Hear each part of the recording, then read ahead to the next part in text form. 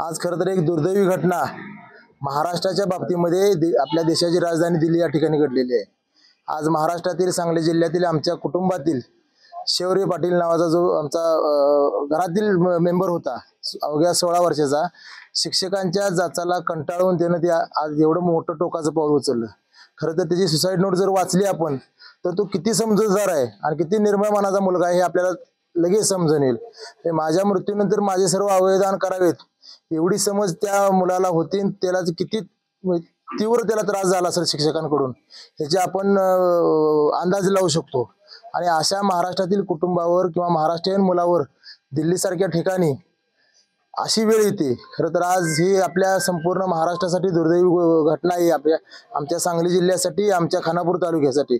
येणाऱ्या काळामध्ये अशा गोष्टी घडल्या नाही पाहिजेत, कारण आज त्याचा पूर्ण तपास घेतला पाहिजे की हा खरं परराज्यातला मुलगा म्हणून याला त्रास झाला का आणखीन कुठल्या कारणामुळे त्रास झाला हे खरं सर्व म्हणजे त्याचा तपास केला पाहिजे। आणि खरं ज्या शौर्य पाटील जो आमचा पुतण्या होता त्याने जी आत्महत्या केली, खरं तर त्या शौर्य नावानं एक संस्था तिथं स्थापन केलेली आहे, त्याचे ट्रस्ट स्थापन केले, शौर्य ट्रस्ट म्हणतो स्मारक।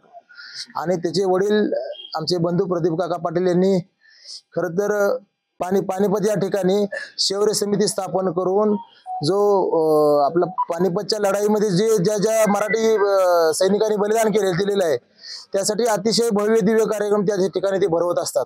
म्हणजे ज्या शौर्य समितीच्या नावानं शौर्य पाटीलच्या नावानं शौर्य समिती स्थापन झाली आणि एवढं मोठं कार्य तिथे हरियाणा दिल्लीमध्ये होत असताना सुद्धा अशा मुलावर जर वेळ येत असेल तर खरं हे महाराष्ट्रासाठी दुर्दैवी बाब आहे।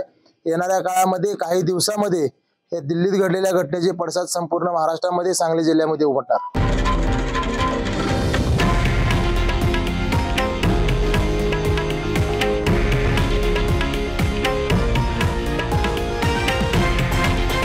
हे आहे देशातील नंबर 1 न्यूज नेटवर्क आणि आपण पाहत आहात TV9 मराठी, एकमेव।